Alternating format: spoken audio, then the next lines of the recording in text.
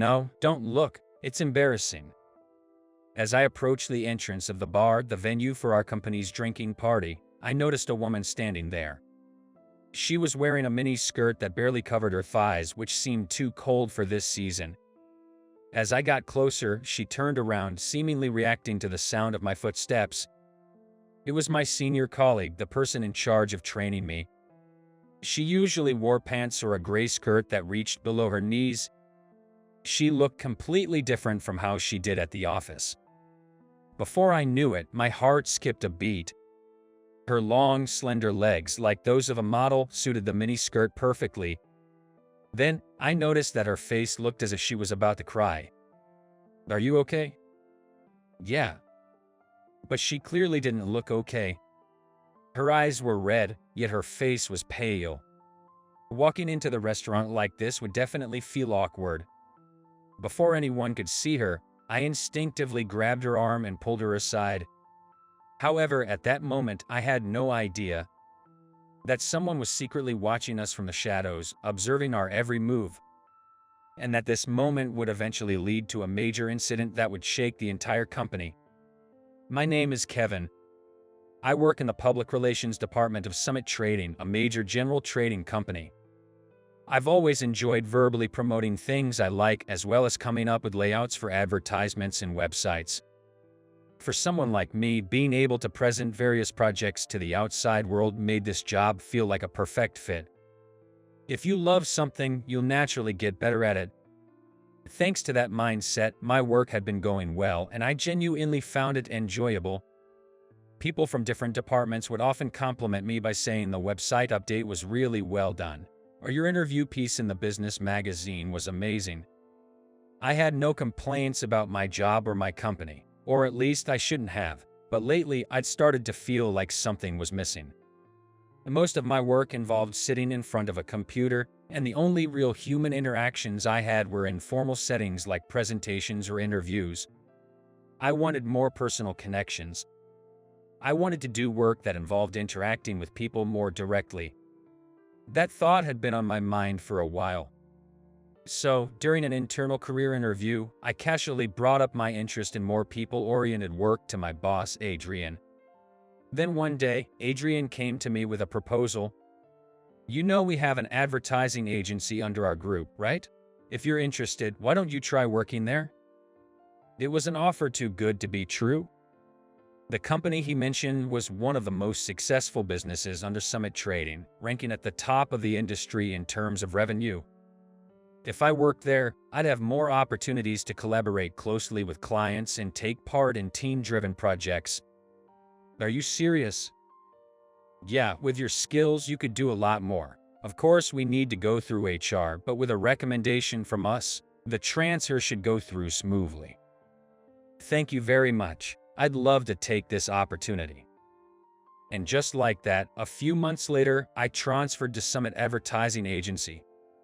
As I stepped into the office adorned with the stylish Summit logo, HR guided me to meet the president, Mr. Foster, and the senior executives. Since I came with a recommendation from the headquarters, Summit Trading, I felt the weight of their expectations as I nervously exchanged greetings. Afterward, HR escorted me to my assigned apartment.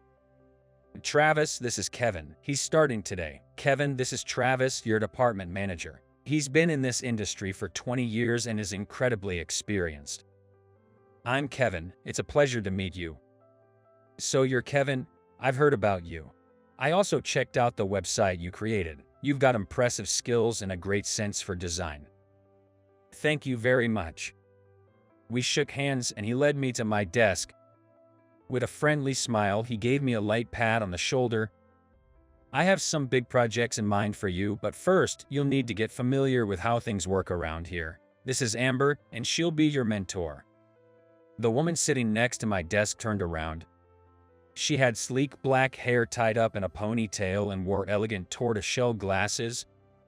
Her large eyes met mine, making my heart skip a beat. "I'm Amber, nice to meet you."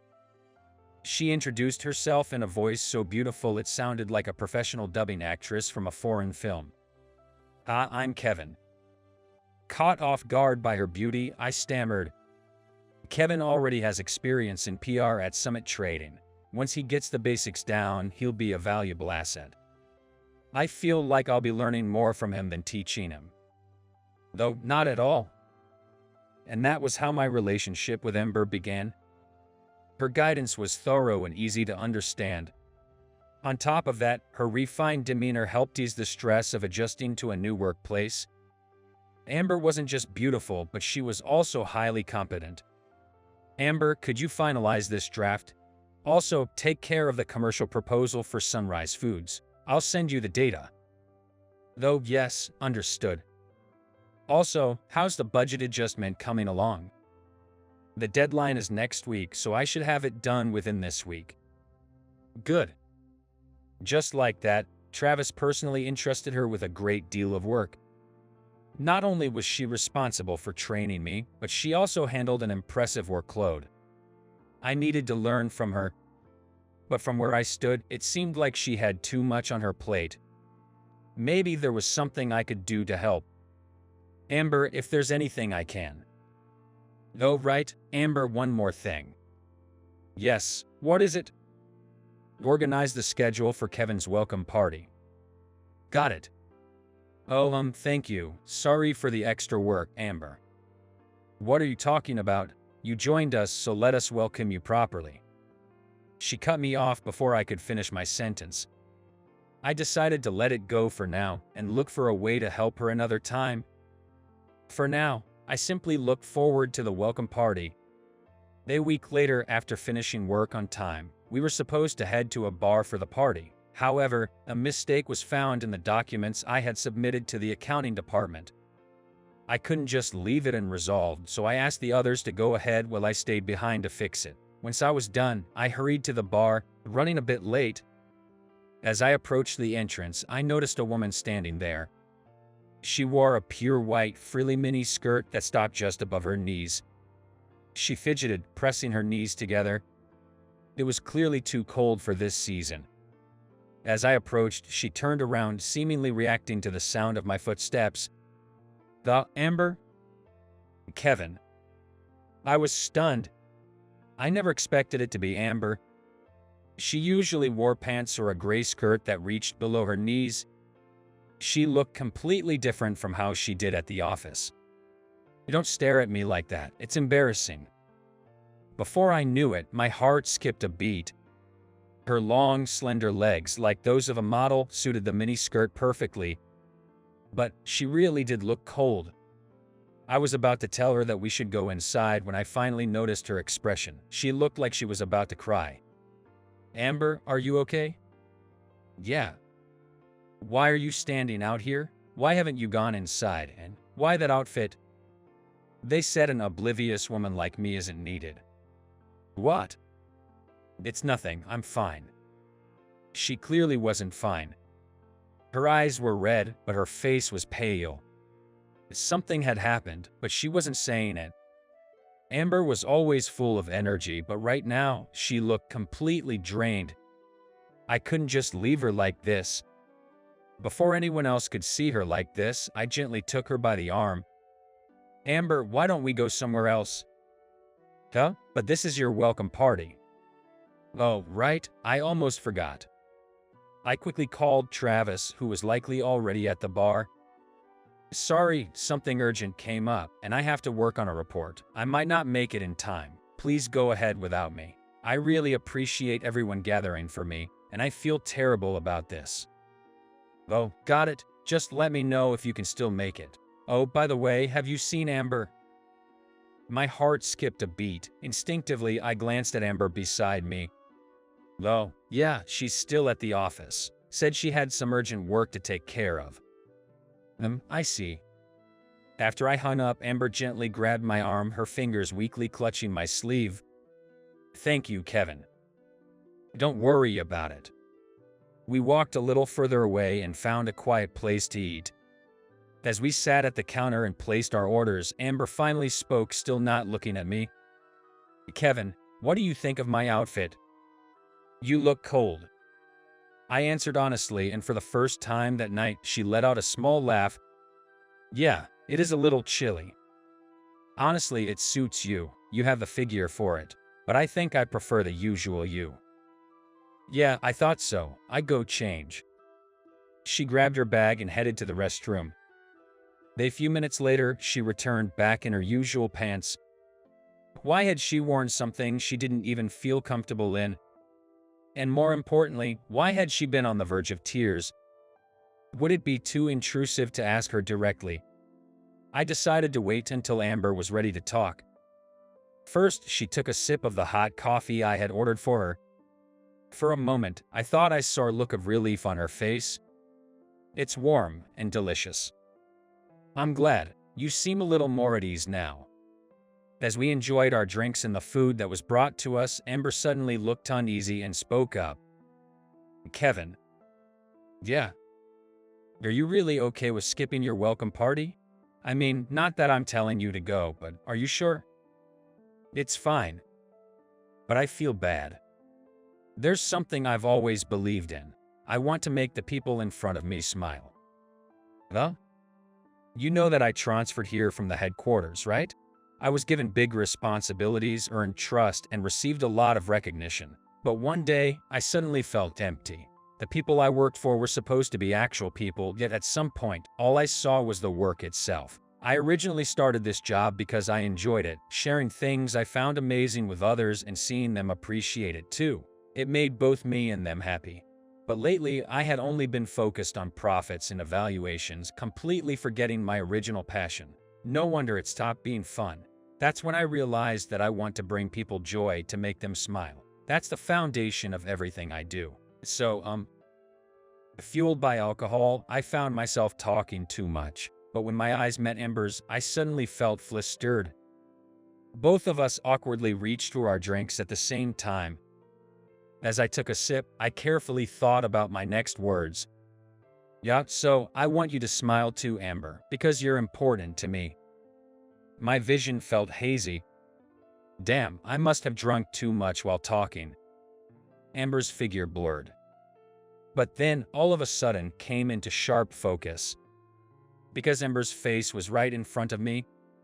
I'm happy. You really think of me as someone important.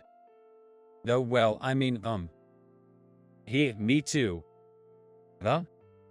I think you're really important to me too, Kevin. Amber took my hand and leaned into me as she sat beside me. For a moment, I couldn't process what was happening, but my instincts took over, and I gently placed my arm around her back. Then an alarm blared loudly. What? I opened my eyes to see the ceiling of my own bedroom. When I sat up, I realized I was at home. Oh, it was a dream. Of course. There's no way Amber would suddenly hug me like that. Somehow, despite being completely drunk, I had made it home safely. But how much of that had been real? One thing was certain, I had drunk too much and would need to apologize. I had to apologize to Travis too. And come to think of it, why had Amber been wearing that mini skirt? She didn't seem comfortable in it at all. Letting my hangover fade over the weekend, I went to work on Monday and headed straight to Travis. Travis, I'm really sorry about Friday. I couldn't make it to the welcome party after all. Nah, don't worry about it. If it was for work, there's nothing you could do. It must have been tough dealing with that on your first week. Just don't overwork yourself. Thank you. His kind words only made me feel more guilty. Next, I headed toward Amber. Now that I thought about it, I still didn't know why she had been wearing that unfamiliar mini skirt, or why she had been on the verge of tears.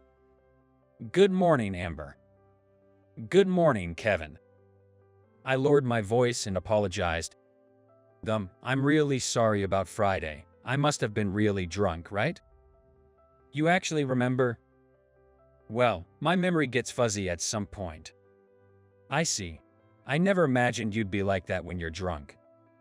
Her words made me recall my dream, and my face instantly burned up. Wait, did I do something? Who knows? Hey, come on, tell me. After that exchange and after drinking together, we naturally became closer, like we had been colleagues for much longer. At first, I started by helping Amber with her tasks, but over time, I was able to take on my own workload. Both Amber, who had been mentoring me, and I, who had come in with high expectations, started being referred to as a perfect duo by our colleagues. It felt good to be welcomed. It made me want to work even harder. Amber seemed to feel the same way, so she looked cheerful every day. One day, I casually brought up something I had noticed. Now that I think about it, Travis hasn't been giving you assignments directly as much lately. Oh, yeah, I guess so. Her response was strangely hesitant. I figured Travis was just being considerate since Amber had been so busy. That was all I thought at the time.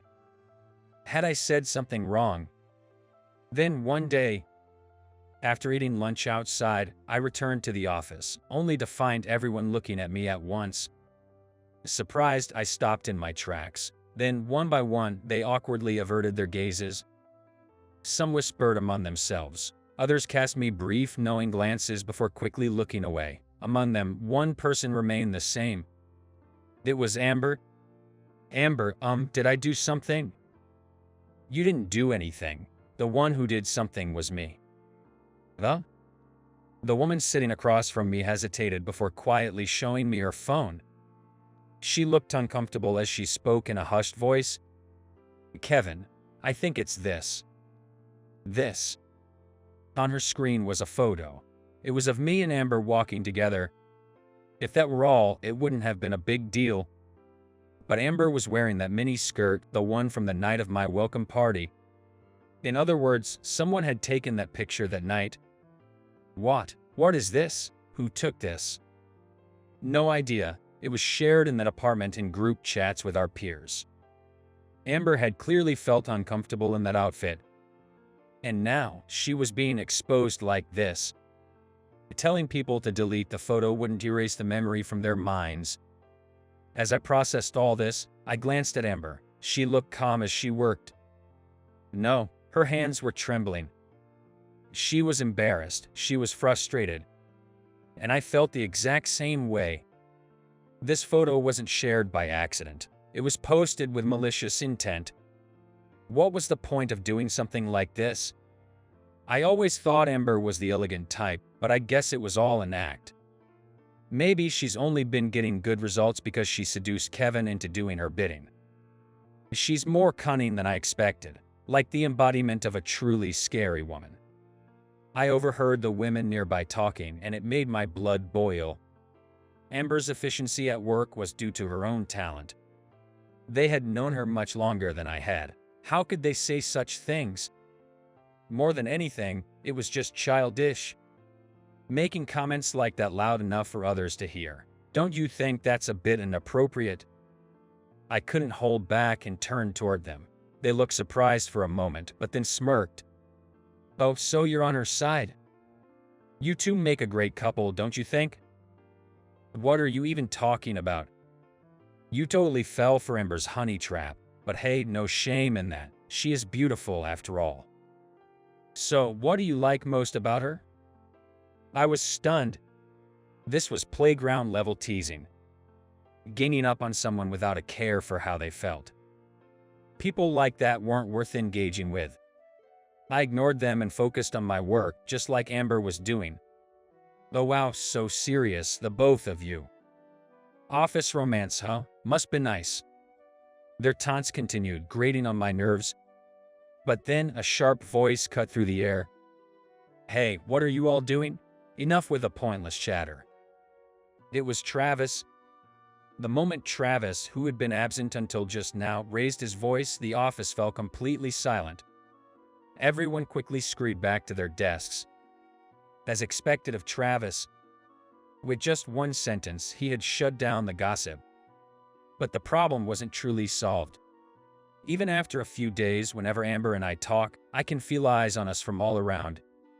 Even though it's just a work-related conversation, it still feels uncomfortable. But scolding people for their baseless assumptions wouldn't change anything. Eventually, we realized that keeping our distance was the only way to avoid scrutiny. Before I knew it, the easygoing relationship we had built was gone. We started avoiding each other unless absolutely necessary. Then one day, Travis called me into his office and asked, looking concerned, Did something happen between you and Amber? Frustrated with this situation, I explained everything to him. And neither Amber nor I had done anything wrong. That's why I could be upfront about it. I see. Sorry for bringing something like this up. What are you apologizing for? If anything, thanks for telling me. Look, if you two keep working together like this, the gossip isn't going to stop. More importantly, you both won't be able to work comfortably. You're capable enough to work independently now. So why don't we officially end your mentorship under Amber? He had a point. If we kept our distance, people would eventually lose interest and move on. It sucked, but it was probably for the best for Amber too. Being around me was only making things harder for her. Maybe at least until things settled down. It was best to avoid her as much as possible. All right, please do that. Good, and if anything else comes up, don't hesitate to tell me. I was glad I had spoken to Travis. Now that he knew what was going on, if he ever heard anyone bad-mouthing Amber, he would likely put a stop to it. That thought gave me a bit of reassurance. For the next month, Amber and I had no direct contact. Our seats had been moved apart, and we rarely even saw each other. As a result, the gossip and whispers seemed to have faded. But I felt lonely. Amber had been the person who helped me the most when I transferred here. And if I was being honest, I was attracted to her as a woman. But if I were to approach her now, it would only bring us back to where we were a month ago. I was stuck, unable to do anything but stew in my own frustration.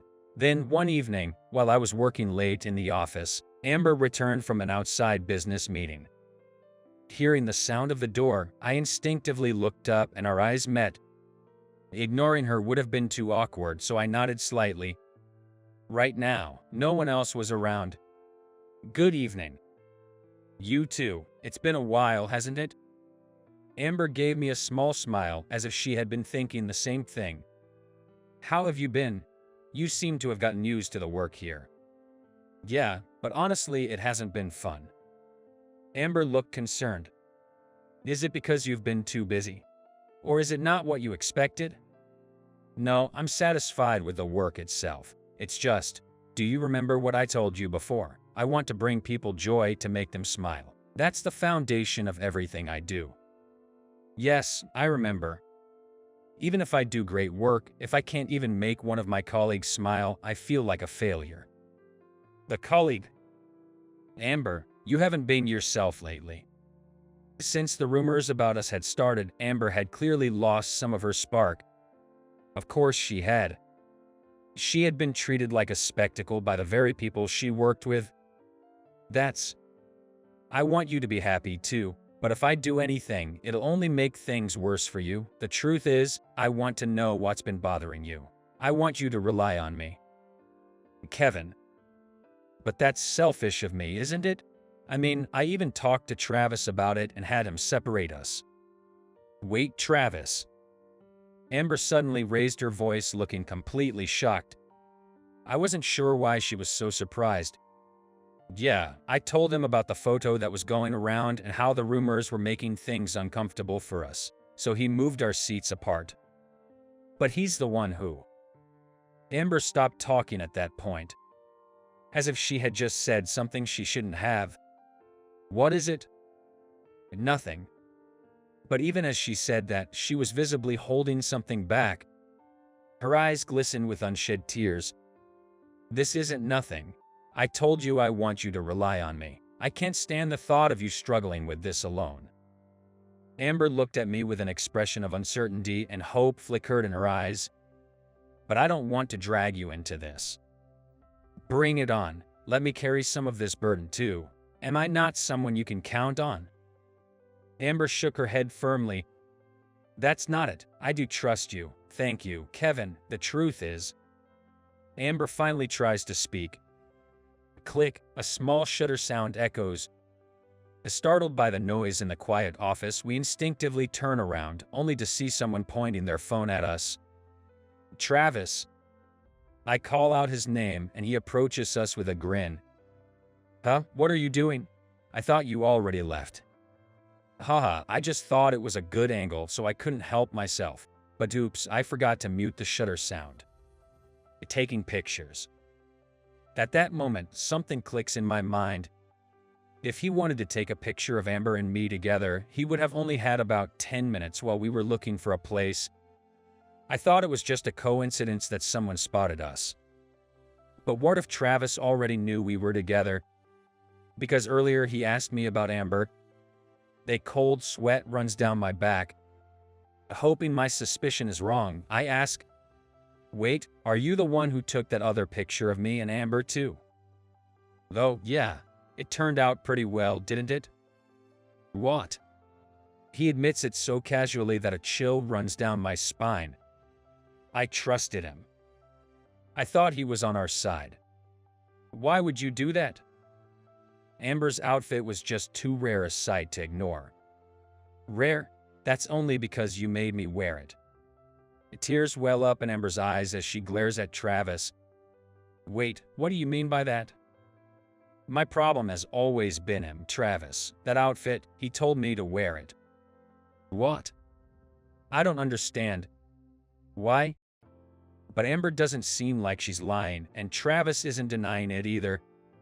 He told me to wear a miniskirt to Kevin's welcome party, but I didn't want to, so I just wore my usual outfit. Then he said, "The woman who can't read the room and follow simple instructions isn't welcome here. Get out." So I forced myself to change and tried to go back in, but I just couldn't bring myself to do it. I was frozen outside, and that's when Kevin found me. Travis, what is this? Why would you do something like that? It's obvious, just to mess with her. Travis answers without a shred of hesitation. Amber bites her lip in frustration. Because she ignored my feelings. I didn't do anything to you. Stop making things up. You rejected me. That's what you did wrong. As the conversation unfolds, I start to piece things together. Travis had been after Amber for a while, despite being married. When she repeatedly turned him down, he started harassing her. Over time, it escalated like dumping extra work on her and forcing her to wear that outfit. I used to think he gave her more work because she was just that good at her job. Now I'm furious at how blind I was. So, that photo was just part of your harassment too? I trusted you enough to come to you for help, and you were the one behind it all. I had my eyes on Amber first. If you two got close, that'd be a problem for me. So I made sure to intervene. Besides, you're a useful employee, Kevin. I can't have you distracted by some office romance. Messing with Amber like this, manipulating people for your own benefit. We're not your toys. I can't believe Amber was being cornered by someone like this. It's unforgivable. When I step forward and speak up, Travis scoffs. Kevin, you might want to watch your mouth. You never know what might happen to you. I refuse to bow down to someone who would stoop to such cowardly tactics. Ha, you really are dumber than I thought. You'll regret not obeying me. With those words, Travis turned on his heel and left. Amber and I stood there in silence for a while, unable to move. Eventually, she lowered her head to me. Kevin, I'm so sorry. This is all because of me. How is any of this your fault? If anything, I'm the one who should apologize for not realizing what Travis was doing sooner. You've always been looking out for me, Kevin. Before you came, I was really struggling. I had lost all motivation for my job, and I didn't even know what I wanted to do anymore. But when I saw you standing by your principles, trying to live with integrity, it gave me the strength to keep going. It reminded me that I want to create products that make people smile. That's why I was able to keep pushing forward. Kevin, you're my lifesaver. Amber, I'm on your side. From now on, rely on me. You're not alone in this. Not alone, huh? She gazed out the window for a moment, then turned back to me and nodded. Thank you. Actually, there's something else I need to tell you. What is it? Actually. Amber leaned in closer to me. My heart skipped a beat, but she seemed completely unaware as she whispered in my ear. I never expected her to be carrying such a secret. The next day, as soon as I arrived at the office, Travis summoned me. Reluctantly, I followed him, only to be threatened just as I had expected. Let's continue our conversation from last night. If you decide to side with me, I'll make sure you have a bright future here. You're talented, I'll admit that. If you play along, I can get you promoted to manager, even director. But for the sake of a mere colleague, do you really want to throw away your career? If you refuse, however, I refuse. There was no need to hear him out. No need to even consider it. I cut him off immediately. For a moment, Travis looked surprised, as if he had actually expected me to betray Amber. Then he pulled out his phone and made a call. "This is Travis. Yes, I just spoke with him and he admitted to it." Admitted? What is he talking about? After hanging up, Travis grinned smugly. "I told Mr. Foster that you staged the whole thing and set up the photo of you and Amber yourself. I also advised him to punish you severely for disrupting workplace morale and attempting to sabotage a colleague." What? Why would you? You're no longer a useful pawn to me. Just then, the secretary of Mr. Foster entered the room where we were. Between Travis and me, his position was obviously higher, and of course his credibility far outweighed mine. As a mid-career hire, how much of my words would even be taken seriously? "Kevin, Mr. Foster would like to see you." Understood. "Travis, you're coming too." Me? Well, fine. I'll personally expose his wrongdoing. Travis followed, practically strutting, whispering in my ear, "I'll have the best seat in the house when they fire you." Inside the executive meeting room, Mr. Foster was already waiting. Travis greeted him with his usual friendliness. "Mr. Foster, I appreciate your swift response. Kevin has been quite a problem, to say the least. I never imagined he was such a deceitful person." Before I could even open my mouth, Travis started spouting his fabricated version of events. But then Mr. Foster spoke in a calm, measured tone. "I won't be handling this matter myself." "You won't?" At that moment, there was a knock on the door. The secretary opened it, and I nearly jumped in shock. "Mr. Ingram?" "Hey, Kevin, it's been a while." It was Mr. Ingram of Summit Trading, the headquarters.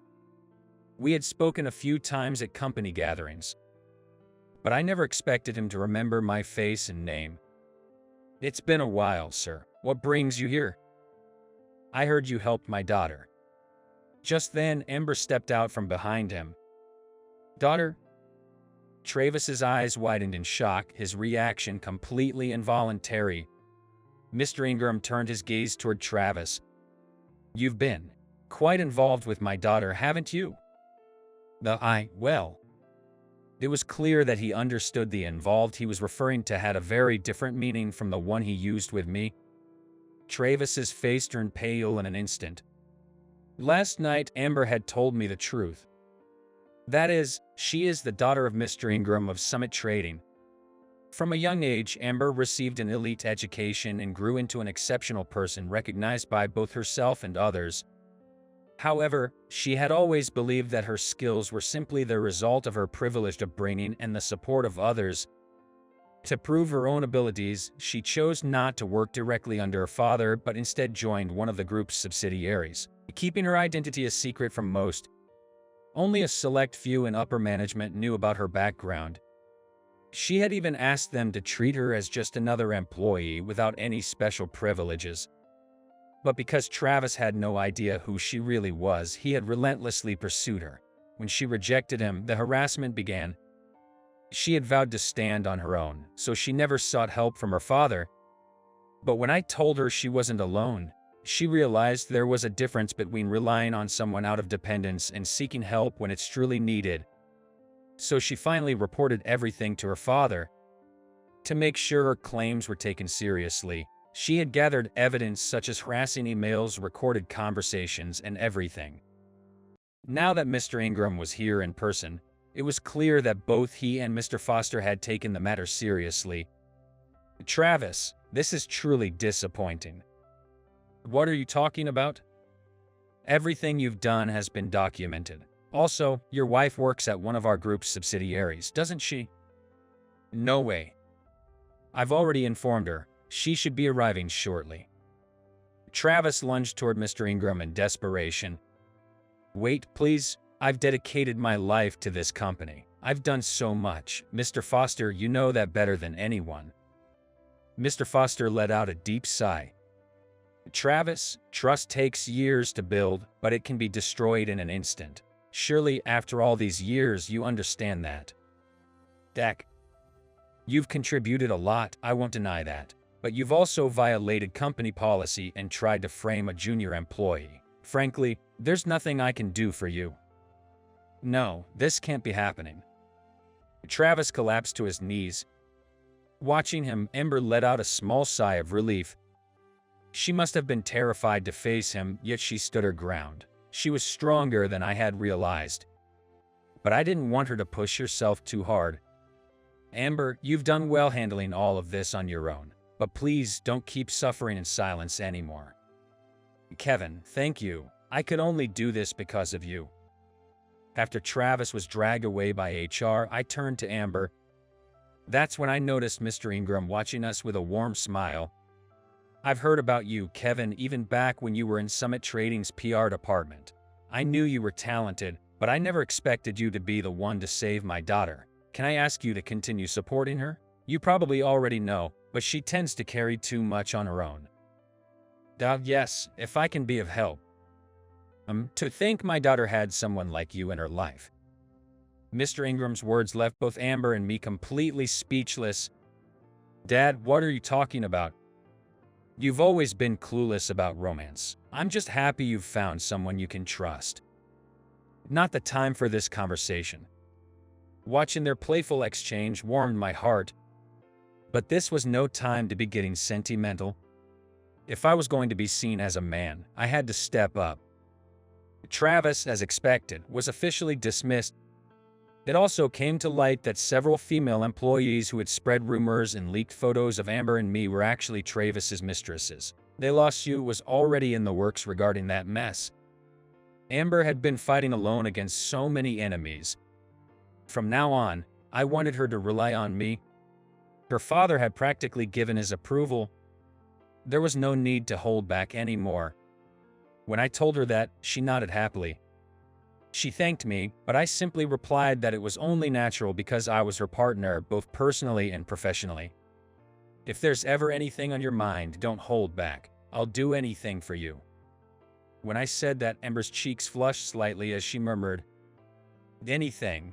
Then, how about we finish what we started that night? That night?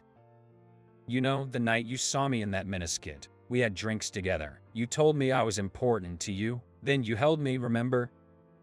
Wait, that actually happened? I thought that was just a dream. If you don't want to, Kevin, that's fine. Amber turned away with a pout, and I quickly pleaded, it's not that I don't want to. I'd love to. I had always wanted to cherish the person in front of me. At some point, it seemed they had come to feel the same way about me. If you're sincere, your feelings will be returned. To have someone you care about feel the same way was an incredible feeling. Realizing that made me feel like the luckiest person in the world. And moving forward, I wanted to keep growing my circle of important people. Because if I did, I was sure I could build a truly happy life.